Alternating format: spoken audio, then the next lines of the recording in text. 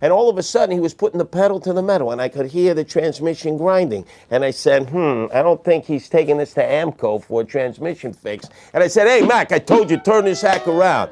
And then lickety split, within seconds, all of a sudden, some gorilla pops up in front of me who had been stuffed under the dashboard. He's popping a 38 right down at my three-piece set, my lower extremities, not the knife, spoon, and fork. And all of a sudden, he says, take this, you son of a bitch, boom! And he fires. And I could see the fire leave the barrel of the gun.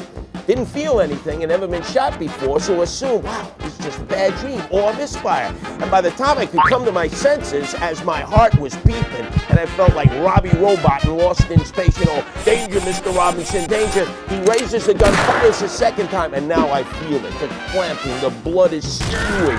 All of a sudden, I'm in a panic, and I immediately dive for the door. Figure I'll dive into oncoming traffic, risk becoming a speed bump, and they knew I would do that, and as I reached for the handle and pulled to yank it open, it came off from my hand, and pow, a third shot right through my legs like a hot knife through butter. I've now been shot 3 times. I'm bleeding like a sieve. I'm stuffed beneath the driver, trying to avoid the headshots. I'm fighting the gun off so he can't pop 2 in the back of my head. And then all of a sudden, I pick up my guardian angel walkie-talkie.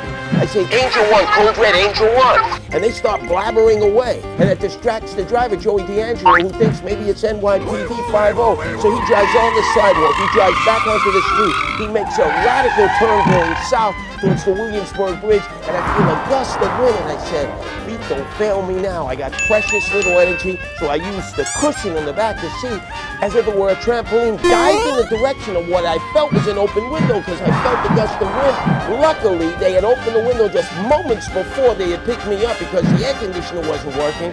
Lucky that the AC wasn't working. I made it halfway out the window. The gunman panics. He realizes, oh my God, he's out the window. So he pulls me up by my belt. He puts the gun in my back.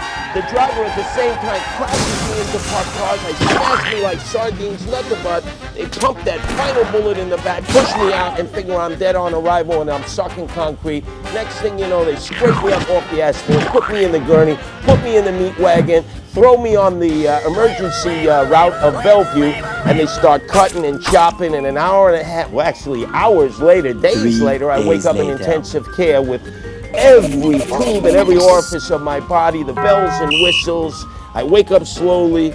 I see that first face that indicates to me that I'm alive, I'm not dead, and it's Ed Koch, my former nemesis, the former mayor of the city of New York, who thought I was a hemorrhoid in a red beret, and I thought I had died and gone straight to hell without an asbestos suit. When I came to my senses, I realized I was alive. I took a licking and came back ticking, and let's face it, it wasn't my martial arts skill that saved the day, or my street smarts. It was the man upstairs who decided I wasn't ready to be punching on the time clock yet, and going out feet first.